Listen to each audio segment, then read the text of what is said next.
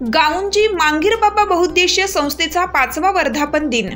गाऊंजी मांगीरबाबा बहुउद्देशीय संस्थेचा 5वा वर्धापन दिनानिमित्ताने भव्य महाप्रसादानी गाण्यांचा कार्यक्रम व कलश पूजन सोहळा संपन्न, तसेच भव्य रक्तदान शिबिराचं आयोजन करण्यात आलं होतं।